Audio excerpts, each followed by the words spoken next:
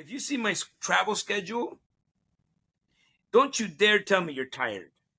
If you look at my travel schedule, just if you feel ever tired, exhausted, like you can't move on, I don't know, look at the things that I do and the variety of different things that I'm doing, Yeah. right? And I'm doing that to I'm not gonna say go and do it. I never tell people, hey guys, you do this. Let's do this.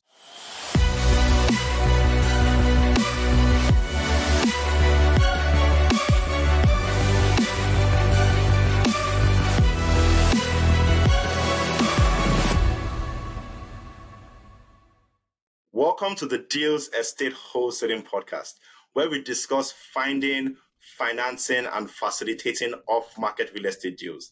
I'm your host, Deji Oduntan, and I'm joined today on the show by the godfather of real estate himself, Alfonso Cuadra. Guys, Alfonso's story is truly fascinating.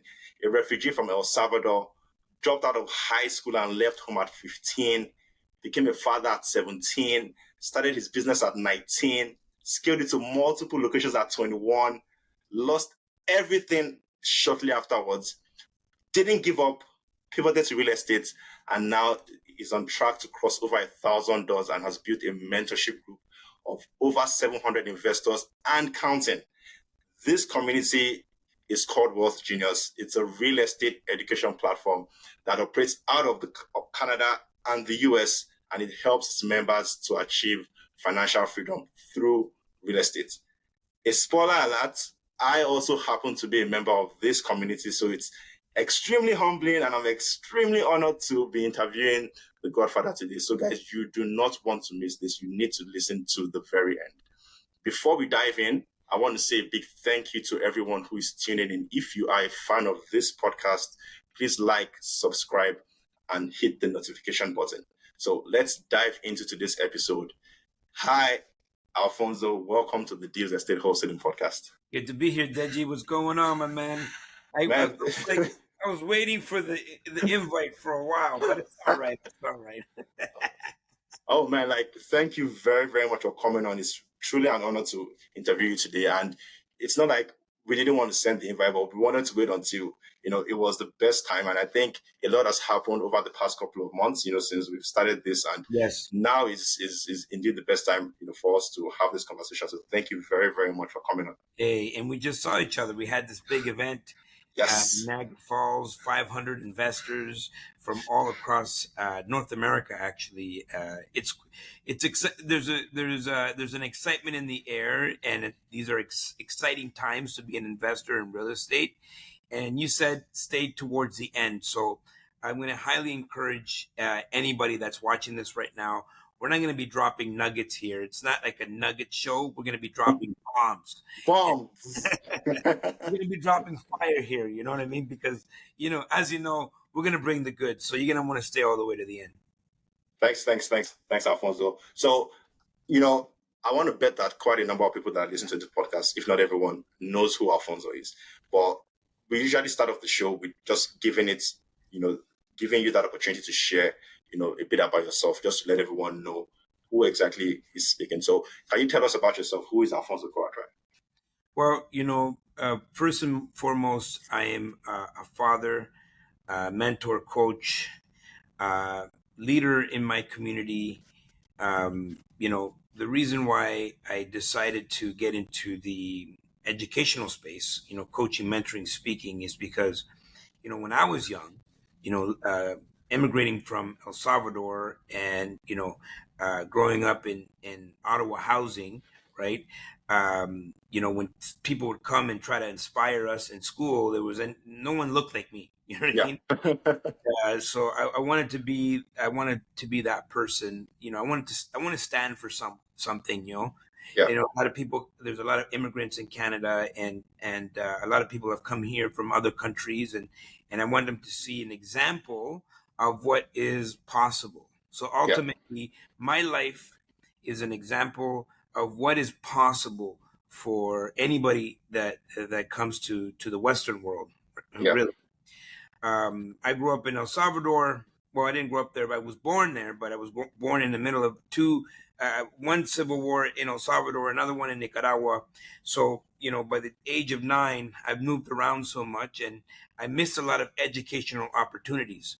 Yeah. So when we immigrated here as a refugee, I had a lot of gaps in my learning, and so I had a lot of trouble integrating into the education system here. The problem with that was that I don't know, I didn't feel inspired at school, but having immigrant parents and Yeah. my, being putting so much value on education, I felt that that was the only way to be successful. And Yeah. so ultimately, when I knew that wasn't the path for me, I didn't have many options.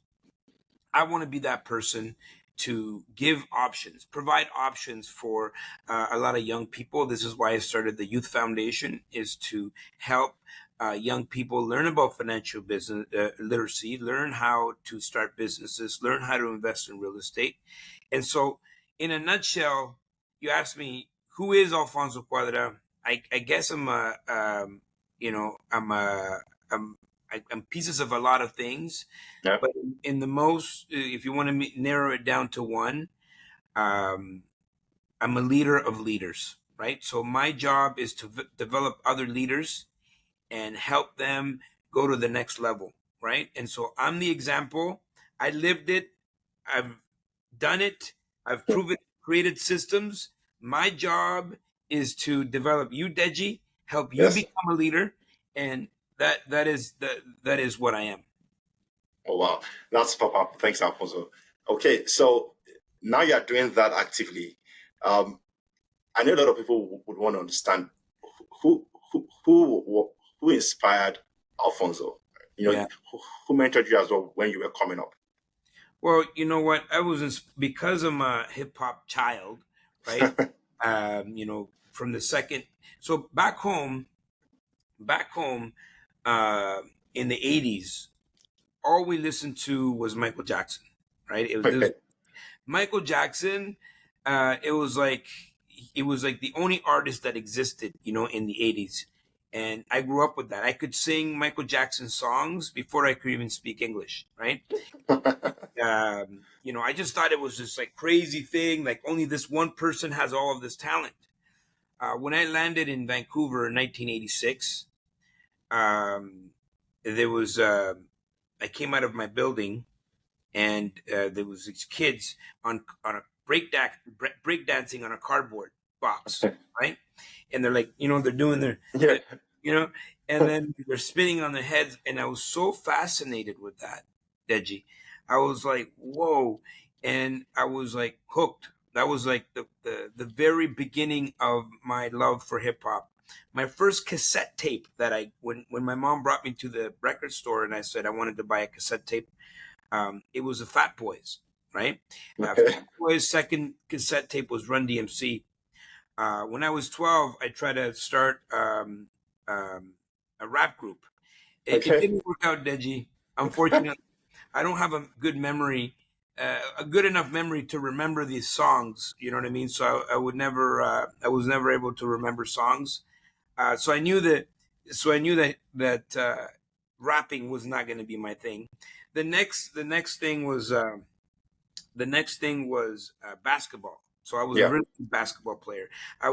I played so much basketball that I would walk around every single day with basketball shorts underneath my clothes, just in case you can catch me, right? And so I'm like, okay, basketball, but you know what? I don't know if you met me. I'm 5'6". Yeah. There's it, quite a number of them that are 5'6". So yeah, but it's I don't know if basketball was going to be in my future, right? So I couldn't be a rapper, I couldn't be a basketball player, but what did inspire me, what did fascinate me was the fact that all of these people were making money out of the industry. So you had P Diddy, uh, Russell Peters, Russell Simmons, Fat Joe, Big Pun, like all of these people in the hip hop industry that were making money from the business of hip hop. yeah. And so those were the people that inspired me at the very beginning. I was like, wow, You don't have to be a rapper. You don't have to be a basketball player. You don't have to be a dancer. You don't have to be a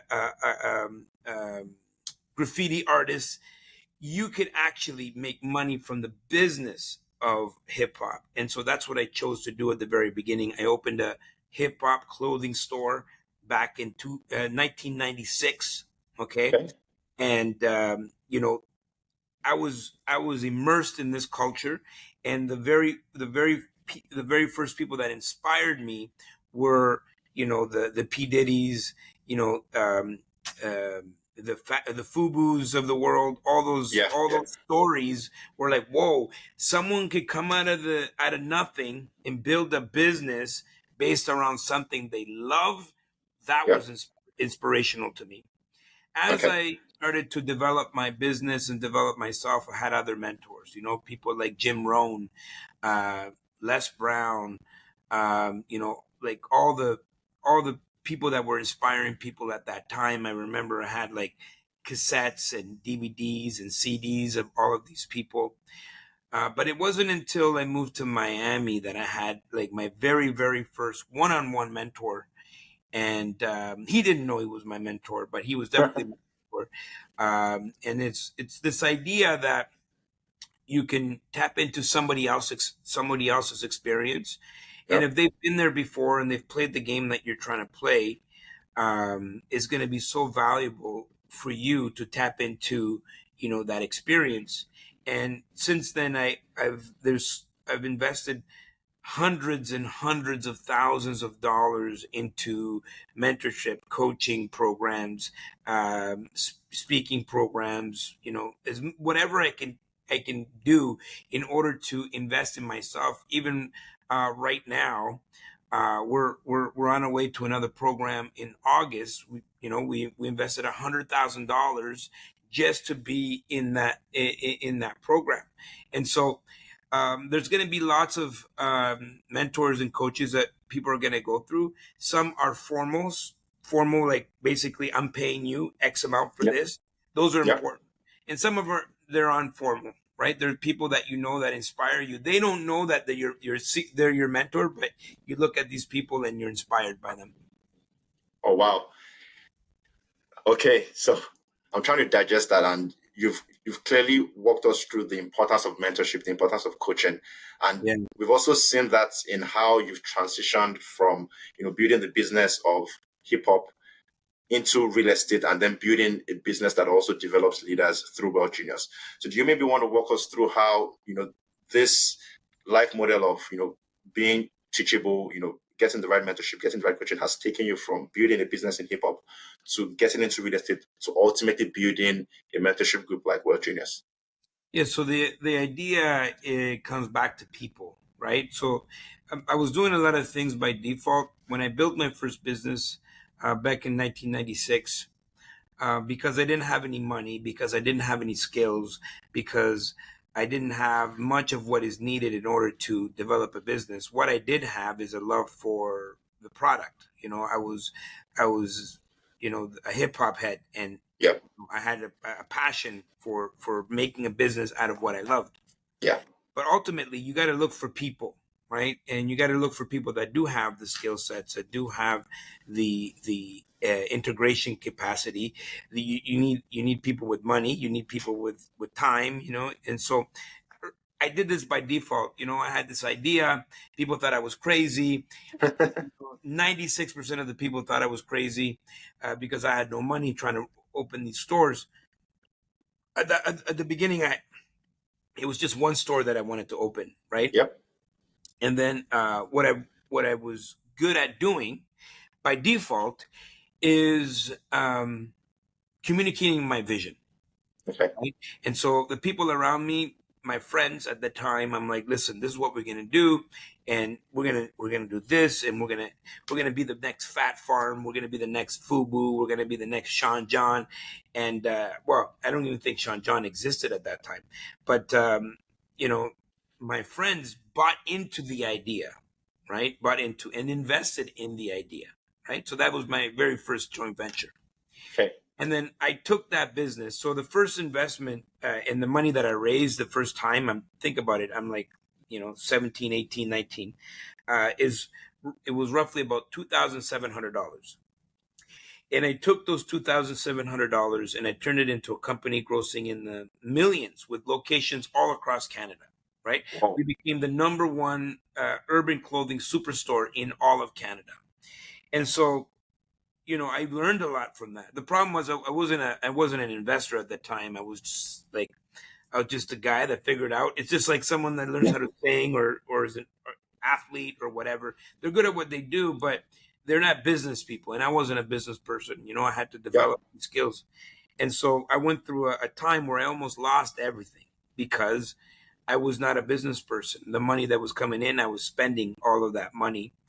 And so the next stage of my life was to develop the real estate. After I started to educate myself and learn and grow and understand what is how are wealthy people develop, like what's the difference, and I learned that real estate was the way to go, and I started to educate myself. I got myself a coach, a mentor within that space, and then I was able to grow the portfolio to the point where I was 30 years old and I no longer um, have to work anymore. I had, I sold my first company. I have the real estate portfolio. And so I don't have to work another day in my life. And now I'm 30 years old. And I remember going on an extended vacation, being extremely bored and thinking to myself, this can't be it, right? It's gonna be like Yeah, got to be something else. And what I realized is life is about fulfillment. And so at that point, I was 30 years old. I'm 45 now.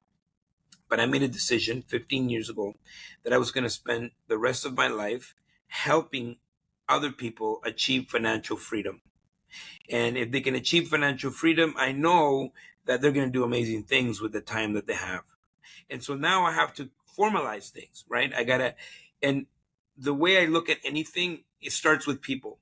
Who yeah, are the people that need to be here, And I had a really amazing career and a lot of amazing students. But shortly after the pandemic is when I realized that people need people even more. And that was the birth of Wealth Genius. Okay. Wealth Genius has been a combination of everything that I've done in my life. I've put all the systems, all the people, all the community, the team, everything in place so someone can be successful. We're a direct result of the expectations of our peers, right? So change our peers, change our results. So we start with expanding people's mind, and then we give you the knowledge, whether it's in wholesaling, investing in the U.S., multifamily, or land development. But you're now plugged into this bigger energy, if you yeah. will, of like-minded people that are all moving towards the same direction, and it's contagious, it's powerful, and the people that come into it, they're like, this is incredible. And so the way I developed that business is through leadership, right? And you got to put yourself in a position of leading. How are you going to lead the masses? It's Yeah. impossible. You have to develop other leaders that are going to take responsibility and ownership of other parts of the community. A community is only as good as its civil servants. And Okay. so if you build a community of followers, you're going to have to put in a lot of work, right? Yeah.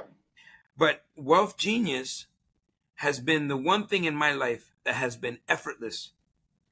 And the reason why it's effortless is because of the leadership.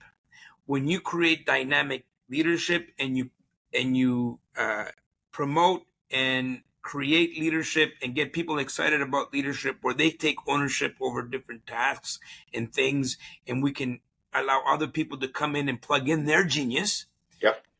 you end up with an amazing community, which is why last year at this time we were roughly about 150 members, 100. Yeah. and now we're pushing on 800 members across Canada and the US.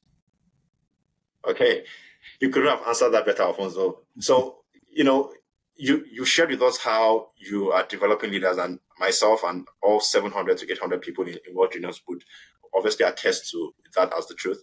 For others that are not in the group, if you want to share like the common challenges and obstacles that you see a lot of these investors that are coming into the group, a lot of the challenges that they face, and how you help them overcome those challenges for them to become leaders. Because everyone in the group that takes up leadership positions are first investors, right? But Yeah. you usually have to overcome certain obstacles, hurdles to become leaders. So, how do you, sort of build that system, that process, to enable leaders in the community?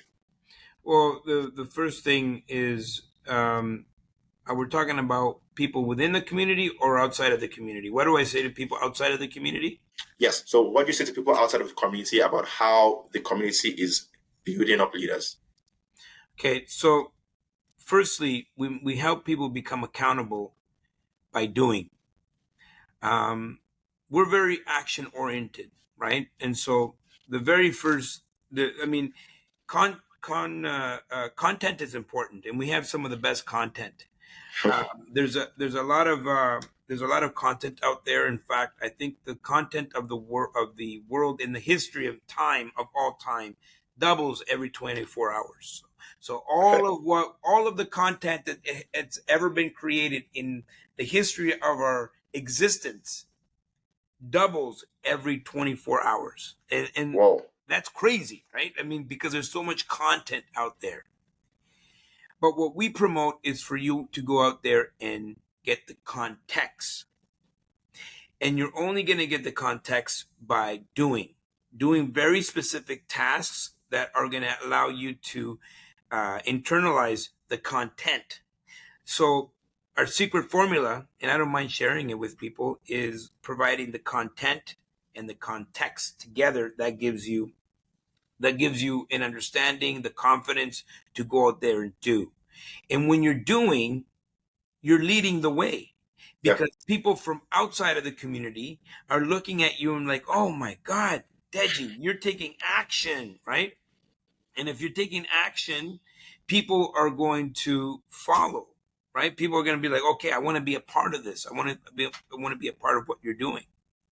And ultimately is the accountability back to yourself, right? So, leaders are accountable, right? Number one, there's a system, there's a coach, um, there's mentorship, but where everybody in the whole industry went virtual, I went in person.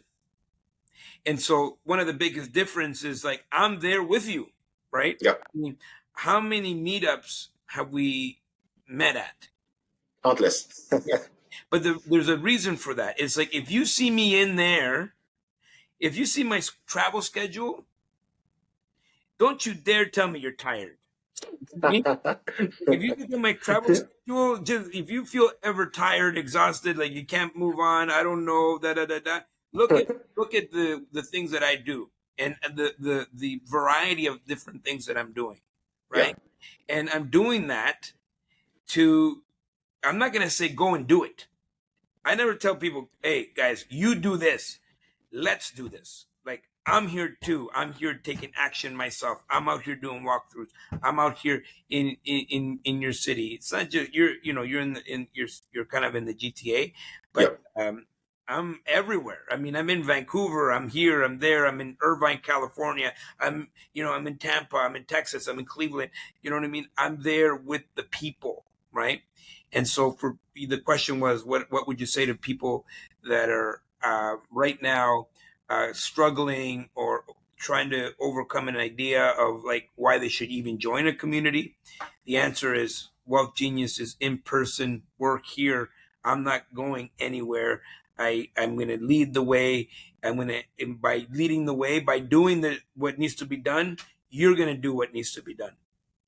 Okay. And that's very powerful because when someone sees their leader doing something, then they have no other choice but to follow. Yeah. Um, And and then when you do it, Deji, the people around you will do it. The yeah, people around you are going to look at you and say, "Oh, wait a minute, Deji's taking action. He's got a podcast. He's doing what he has to do." They did a study before. It was by Inc. magazine, and they interviewed like hundreds of successful people, and they said, "What were the traits that you can attribute to your success?" And why a whole bunch of other traits were important, it came down to number one: determination, being truly determined. And what is determination, right? So all of these successful people that were interviewed said that the number one trait that they can attribute to their success was being determined. And determination is very simple: willing to do what you have to do when you have to do it, no questions asked. Willing to do what you have to do when you have to do it, no questions asked.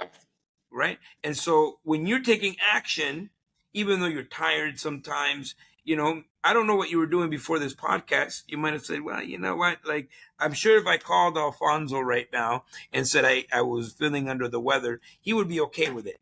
Right? But it's pushing. True determination says, no, I'm going to do this podcast. I'm going to do what I have to do when I have to do it. No questions asked.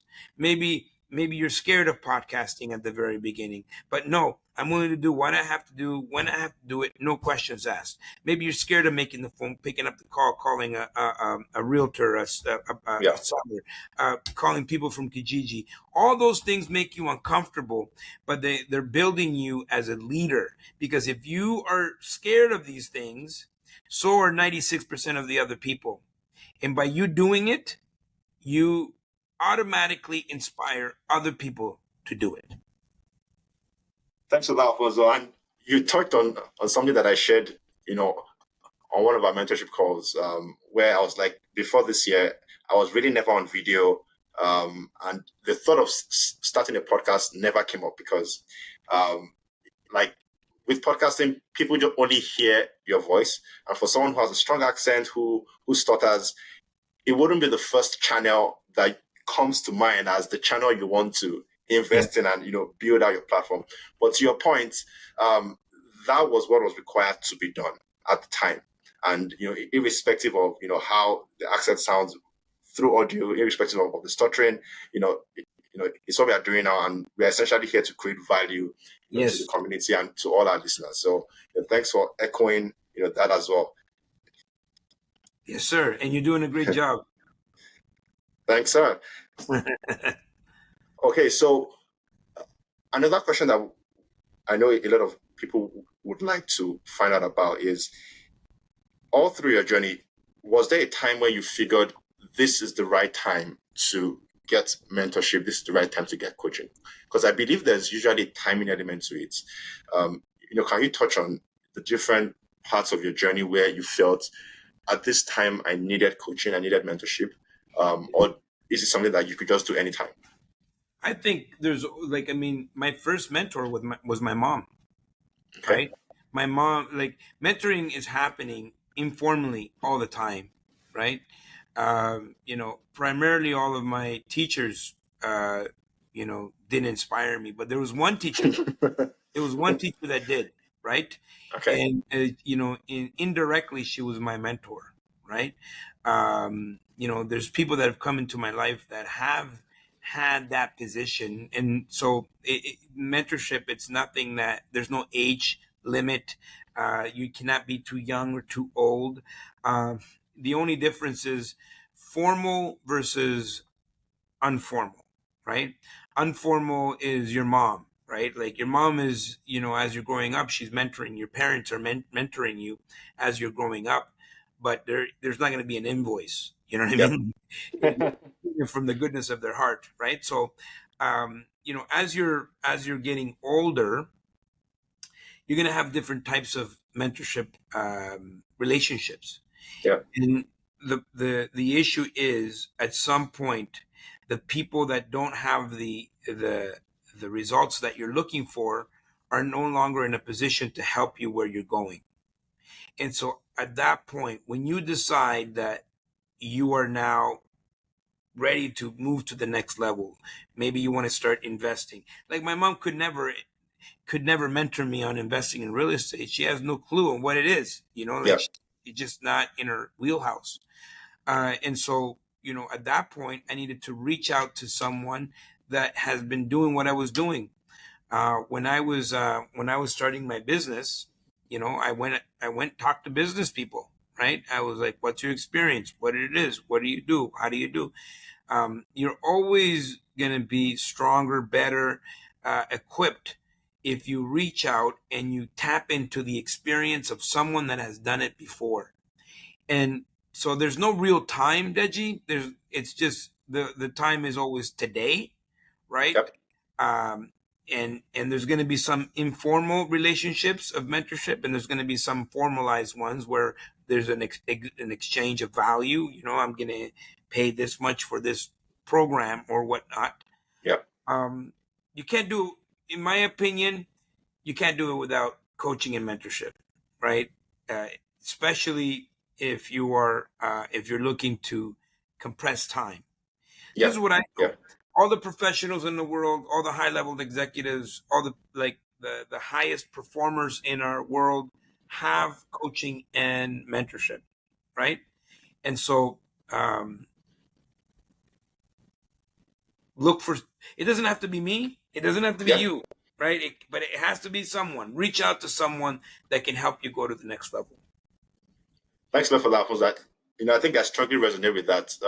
What I found more recently is once you identify a goal, and it could be any goal, as you rightly pointed out, it could be a goal to buy a property, it could be a goal to build a better podcast.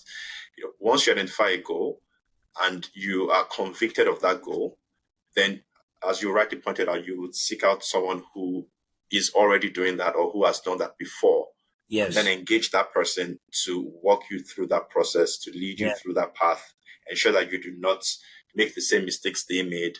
So, Yes. you know, You still make your own mistakes, but you don't have to make the dumb mistakes. exactly.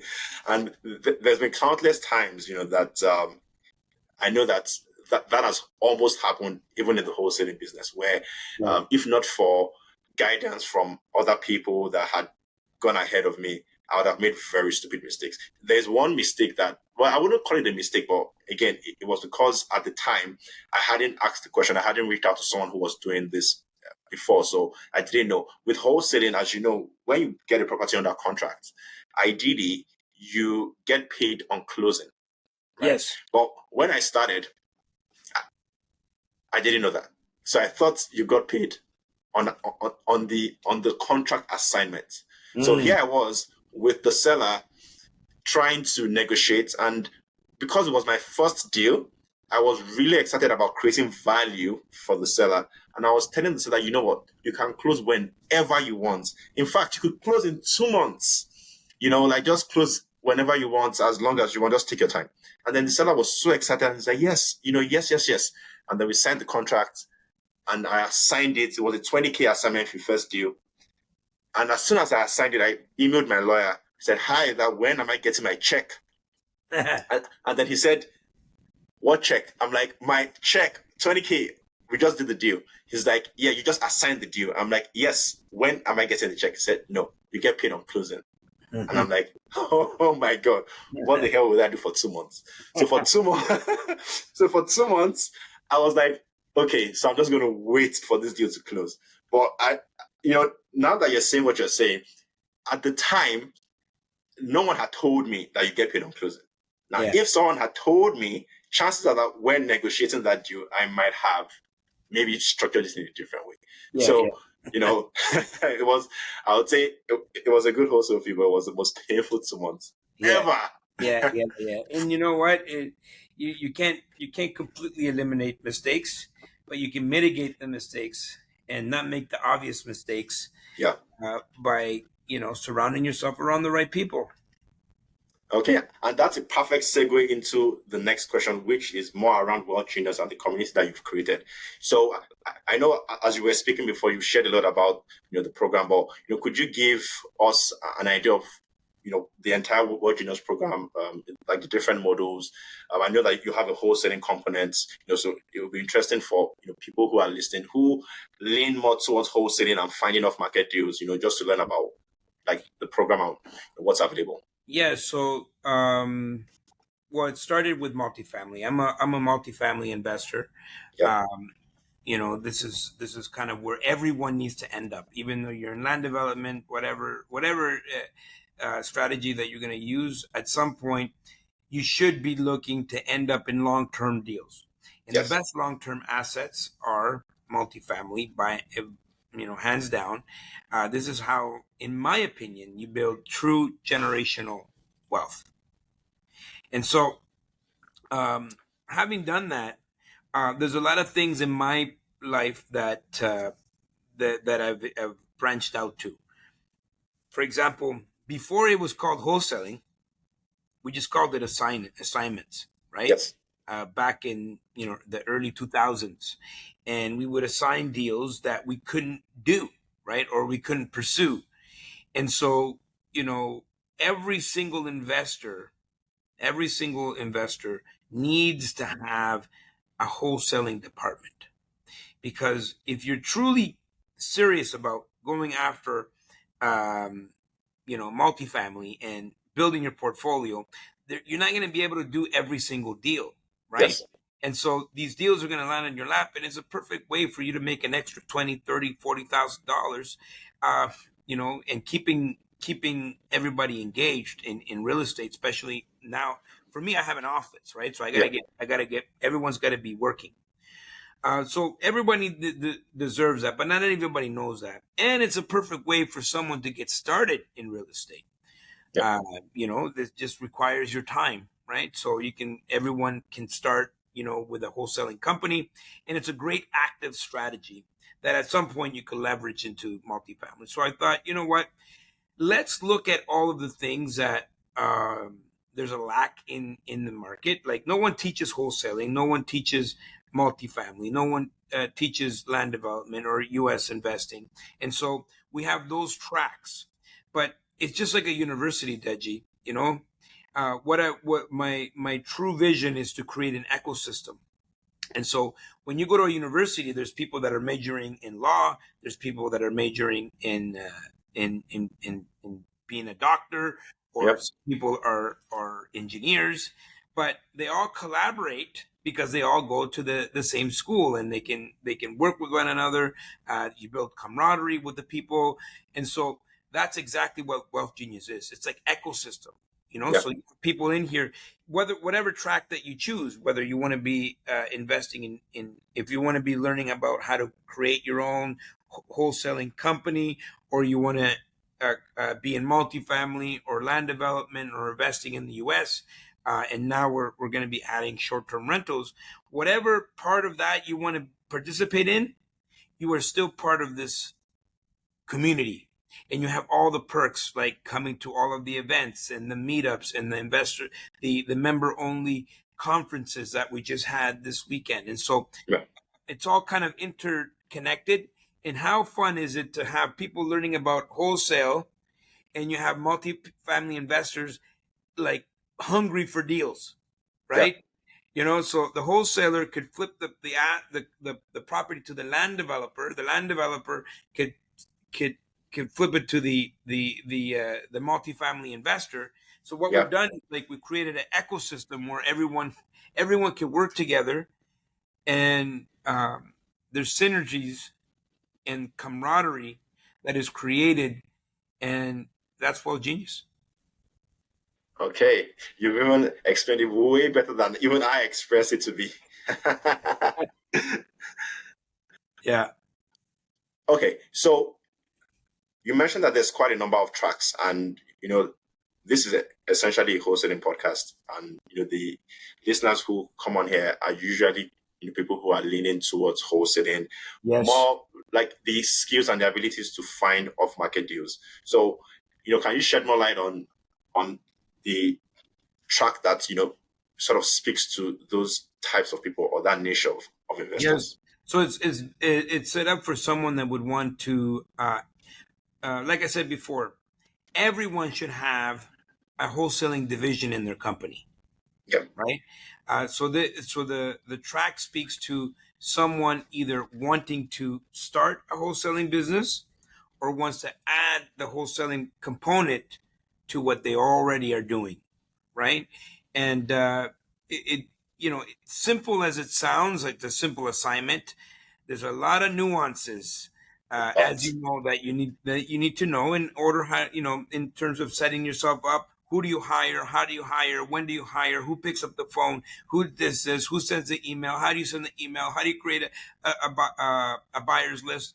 All of these things need to be done, and so that's what the program does. It really puts you in a position where you have your own wholesaling business. okay, all right, cool. So for people who are looking to actually move into this line of real estate, or this niche of real estate, like, what would you say motivated you and the team right now to create that track? Well, I've always wholesaled, right? I'm not a wholesaler, but if I have a deal, and because I'm looking at so many deals at the same, so first of all, it starts with my Yeah.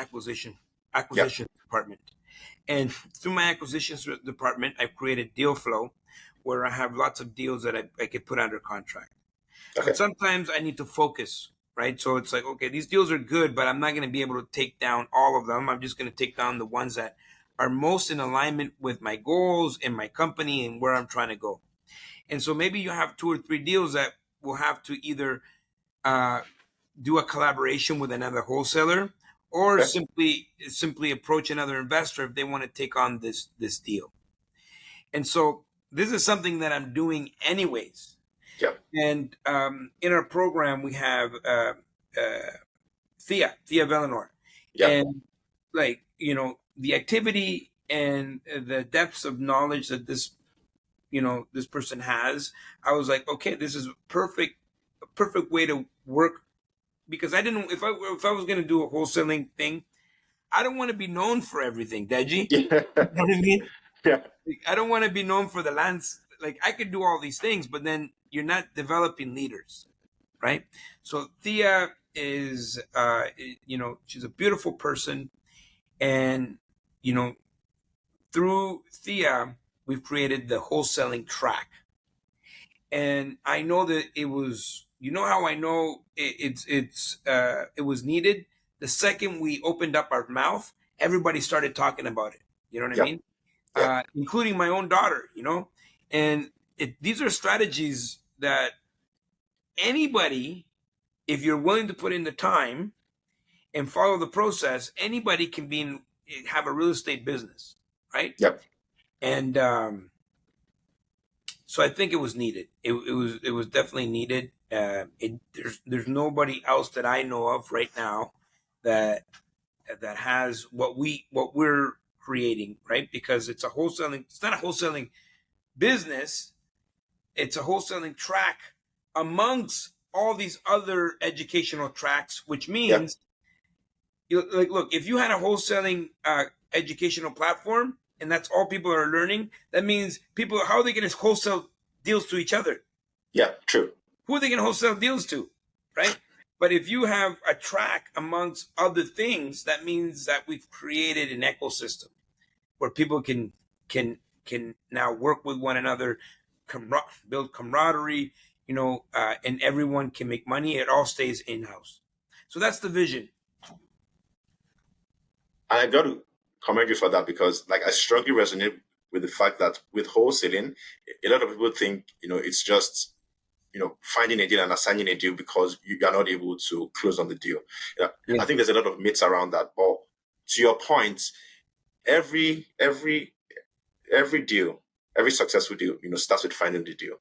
yeah, And with wholesaling, I view it more like lead generation and being able to not only find deals, but being able to create deals and yeah, create opportunities for investors. So yeah, if you don't know how to find deals, then it's going to be hard to scale a portfolio anyways. So yeah, there's a lot of transferable skills that you build by being a wholesaler. And if you are a wholesaler or you run a wholesaling business, that's a very, very critical and useful skill in the real estate space, yeah, right? Because you're then yeah. able to take that deal and then create wealth out of it.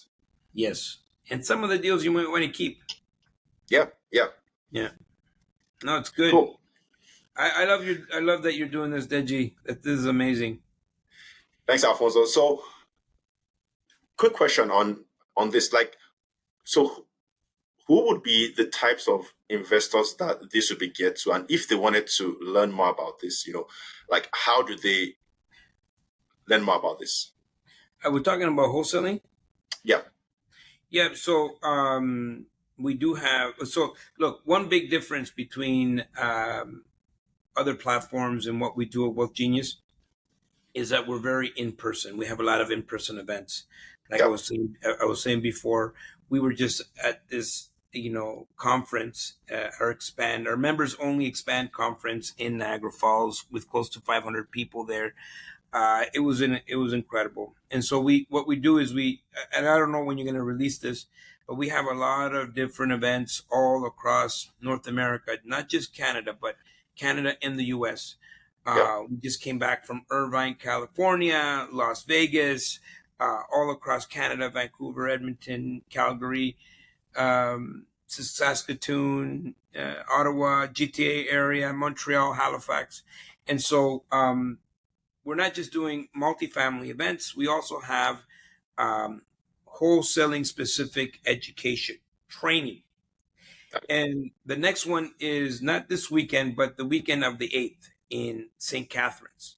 Yeah. And so if someone's listening, I don't know when you're going to release this, but if someone's watching this or listening to this, make your way to eventbrite.ca, type in Alfonso Quadra, type in wholesaling, type in Wealth Genius, and the wholesaling boot camp. So it's 2 days intensive just on wholesaling.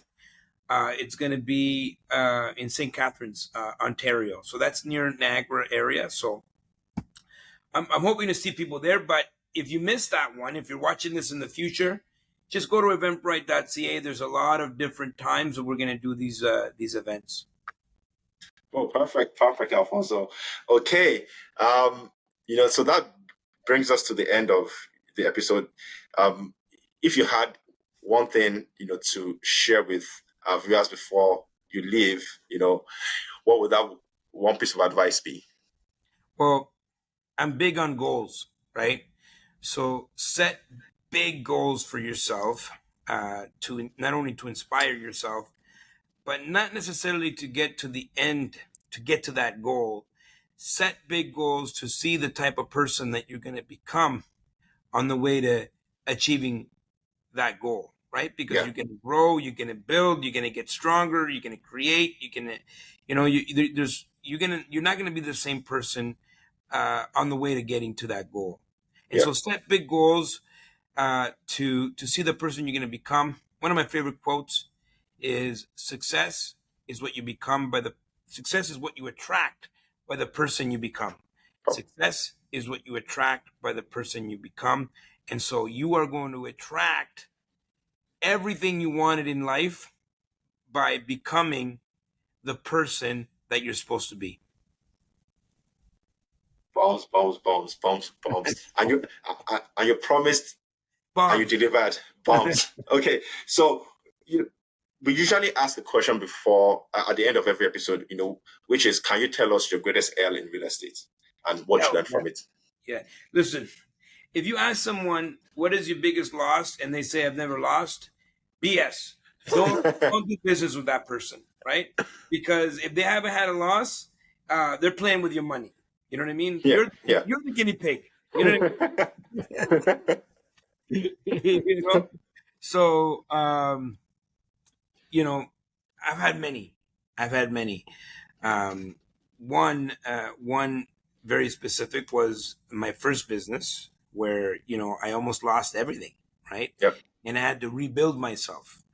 And I like to talk about that because I think it's important for people to understand that, hey, we've all been there. Like at some point you are going to lose and you gain nothing from winning all the time. It's only when you lose, you get the opportunity to learn and grow. So I learned a lot from that situation. I started a real estate for sale by owner website. And I don't know much about, I'm not a tech person, but I had this website. We started this whole startup, roughly about $200,000. And the second we started to get some traction. We were charging about $800 per listing. this other company came and did $50 a listing and kind of took us out. You know what I mean? Jeez. Yeah. I've bought Wow, brother. properties with where I made assumptions that when I actually got the property, what I thought was going to happen didn't happen, right? I've been in situations where vacancy has increased because I took my eye off the ball, and so I've learned so much over the years that like I'm almost like when things go wrong, I can adapt easy, I can pivot. And that's the resilience that you're going to build by going through all of the ups and downs of real estate. Unfortunately, you know, there's no perfect path, right? Yeah. You're going to have to go through some bumps and some things are going to be uncomfortable. But the more you do that, the stronger you get. Okay. Thanks a lot, Alfonso. Thank you very much for your time. Thank you for joining us today and for sharing your wealth of knowledge with everyone on this call. If anyone wants to get in touch with you, how do they do that? YouTube. Go to YouTube, type in Alfonso Quadra, subscribe to the channel, hit the bell to get notified the next time I'm doing a video. I have 1,200 videos on all kinds of subject matters, not just real estate, but mostly people get to see what I'm doing in my life. Yep. And if anything I say there resonates with anybody that is watching, reach out. Perfect. Cool. Thank you very, very much, Alfonso. And that's a wrap for today. That's it, folks. Thank you very much for listening to the Deals Estate Wholesaling Podcast. If you enjoyed the show, please rate and review us on Apple, Google, and Spotify. And be sure to hit that subscribe and notification button so you know when this episode drops and when the next one drops. So until then, remember, a deal a day keeps scarcity at bay.